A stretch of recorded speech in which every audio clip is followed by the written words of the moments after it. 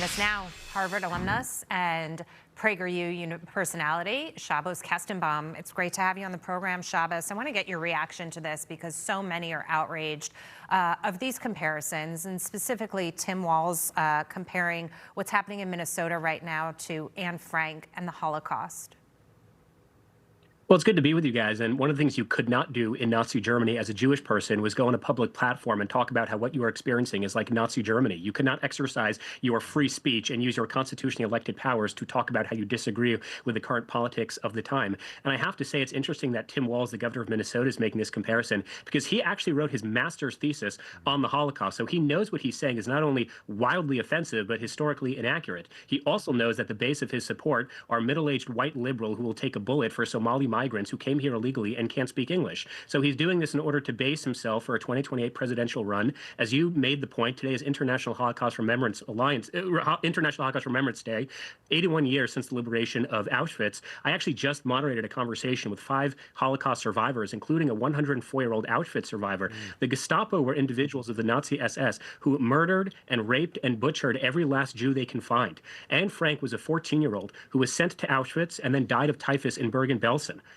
Illegal immigrants are offered thousands of dollars by the United States government to take a free flight back home. So if you're opposed to the enforcement of federal law, then make the argument. What you can't do is say everything is the Holocaust, because that's not objectively true, and it is a disservice and a dishonor to these 6 million Jews who were killed in the Holocaust. Obviously, the comparison is absurd, but there's a reason they do it. Because a word like Gestapo, for somebody on the far left who wants to interfere with ICE, it's like a trigger word for them, and it takes it from the realm of peacefully protesting to getting in the face of law enforcement or interfering with law enforcement. Shabbos, they're not picking those words for the fidelity of the historical comparison. They're picking it for the motivation it gives some really unbalanced people, and to me, that's the most dangerous part of this.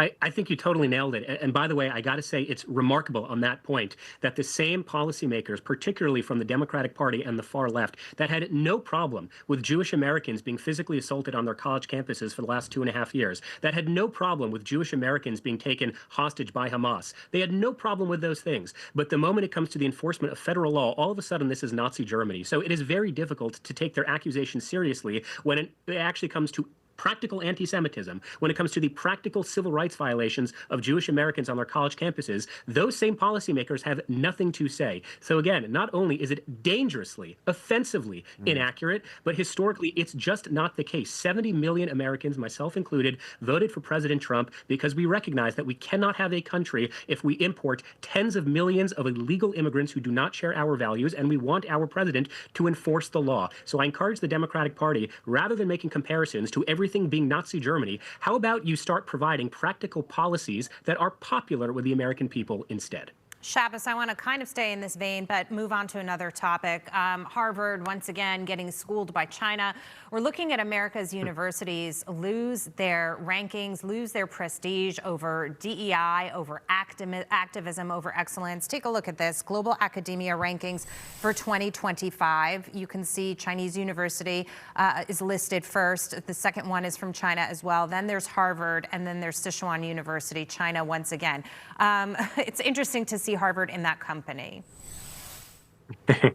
Well, it's interesting to see that Harvard, it's right, it's interesting to still see that Harvard University is still ranked number 3 in any type of ranking, but I digress. Look, if you're the Chinese Communist Party, you're loving this because you have the best of both worlds. First of all, your own universities internally and domestically are thriving, and at the same time, you are also taking hundreds of thousands of Chinese Communist Party students, and you are sending them to universities like Harvard and UCLA and Penn and Columbia. This is not speculation or conjecture. There was a Wall Street Journal article just a few months ago, and it stated that there are so many Chinese Communist Party students at Harvard Kennedy School, which is the School of Public Policy and Government, that the Chinese Communist Party literally refers to Harvard as, quote, the party school. So yes, this clearly shows that when you put an emphasis on diversity, equity, inclusion, on political activism and social justice, as opposed to the basics of education, then it goes without saying your rankings will fall as a result. So this is a loss for the United States and certainly a big win for our adversaries like the Chinese Communist Party. Very good reason to make your reforms of higher education under the Trump administration as radical as possible because the stakes are that high with China. Shabbos, very nice to see you again. Thanks for joining us.